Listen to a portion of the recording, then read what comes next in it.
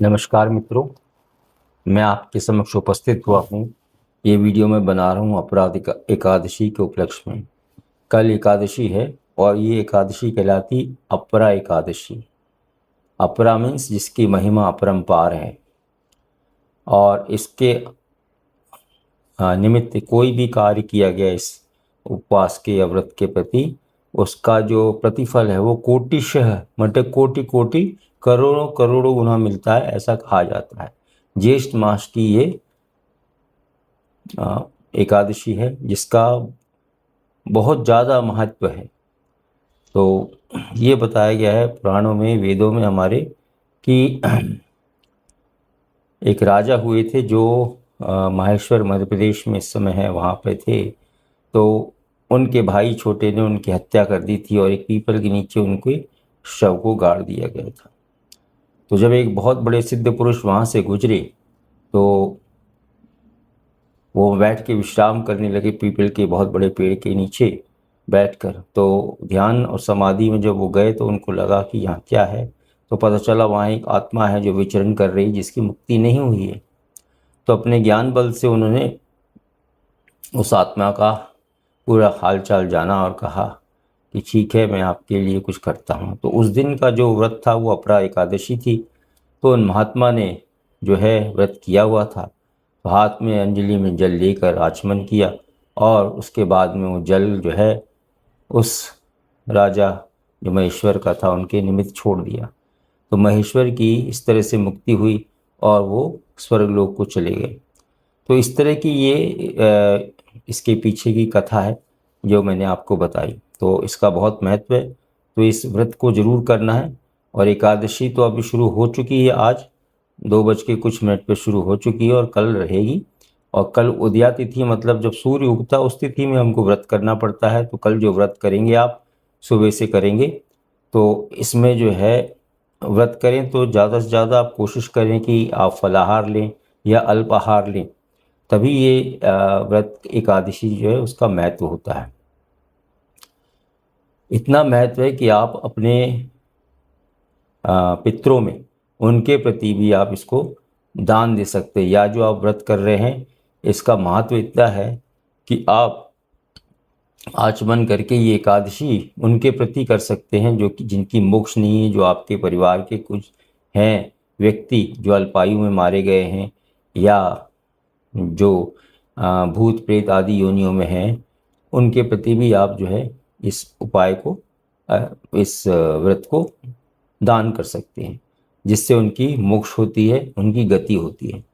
तो ये इतना इम्पॉर्टेंट है, इतना बड़ा इसका महत्व है अपरा एकादशी का, जो मैंने आपको बताया। तो करना क्या है, सुबह आप घर में जो है सबसे पहले पूजा पाठ जब आप करते हैं सुबह, तो एक तो आप सूर्य भगवान को जल अर्पित करें, जैसा कि मैंने बताया था, जल आप दें। उसके बाद में आप घर में आके भगवान श्री हरि विष्णु के आगे घी का दीपक जला के बैठें और विष्णु सहस्त्र नाम का पाठ करें। अगर विष्णु सहस्त्र नाम का पाठ करने का समय नहीं है तो ओम नमो भगवते वासुदेवाय मंत्र का 108 बार जाप जरूर करें। ये जाप जो है बहुत महत्वपूर्ण है। उसके बाद आप अपना व्रत करें और अपने कार्य में लग जाएं। दिन में मौका मिले तो आप अपने घर में भजन भी सुन सकते हैं, आप नारायण नारायण नारायण का भी जाप कर सकते हैं और अपने व्रत को कंटिन्यू रख सकते हैं। तो दिन भर की ये दिनचर्या करने के बाद शाम को फिर आप कोशिश करें कि अगर आप विष्णु सहस्त्र नाम का पाठ करें तो बहुत अच्छा है। और फिर आप जो है अपने व्रत को स्वल्पाहार के जरिए तोड़ सकते हैं। शाम को भोजन कर सकते हैं, मतलब अनाज नहीं, चावल नहीं, सिर्फ जो है फलाहार करें। या आप स्वल्पाहार में जैसे कोई साबूदाना खाता है या मूंगफली या आलू खाते हैं, वो खा सकते हैं, दूध पी सकते हैं। केले का भक्षण नहीं होता है, ये मैं बता दूं। एकादशी के व्रत में जो है केला नहीं खाया जाता है, क्योंकि केला जो है बृहस्पतिवार को नारायण को ही चढ़ाया जाता, अर्पित किया जाता है, इसलिए केले का भोग नहीं लगाया जाता। तो इसको करें आप और कोशिश करें कि अपने जो पूर्वज हैं, पितृ हैं, उनके निमित्त जो है याद करके आप सवेरे उनको तर्पण भी कर दे सकते हैं। एक लोटा स्टील का लेके उसमें कच्चा दूध और आधा पानी मिलाकर उसमें काले तिल और सफ़ेद डालकर और थोड़ी चीनी मिलाकर या गुड़ मिलाकर, क्योंकि स्टील का लोटा उसमें गुड़ डाला जा सकता है, उसको मिलाकर चम्मच से अच्छे से पीपल के वृक्ष में जो है सुबह सवेरे इसको जो है अर्पित कर दे और अपने पितरों का नाम लें, उनका आशीष मांगे कि जो क्रिया मैं आपके निमित्त कर रहा हूँ आप हमें परिवार को आशीर्वाद दे, रक्षा करें। तो इस तरह से जो है एकादशी जो होती है।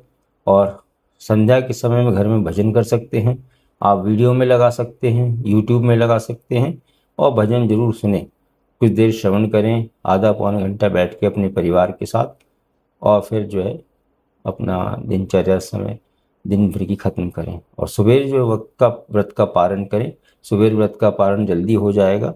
उसमें भी यही होता है, आप एक नहा धो के श्री हरि विष्णु के सामने बैठें, जल लें हाथ में और आचमन करें कि हे श्री हरि विष्णु, मैंने आपके निमित्त ये एकादशी का व्रत किया था जो अब संपन्न हो गया है, और मैंने ये व्रत जो है अमुक अमुक पितरों के नाम पे या अमुक लोगों के नाम पे या अपने परिवार के लिए समर्पित किया, और जल को जमीन पे छोड़ दें, मुंह पे लगा के आचमन करके छोड़ दें, तो व्रत समाप्त हो जाता है, व्रत संपन्न हो जाता है। इस तरह से ये कार्य को करें, ये बहुत ज़रूरी है करना।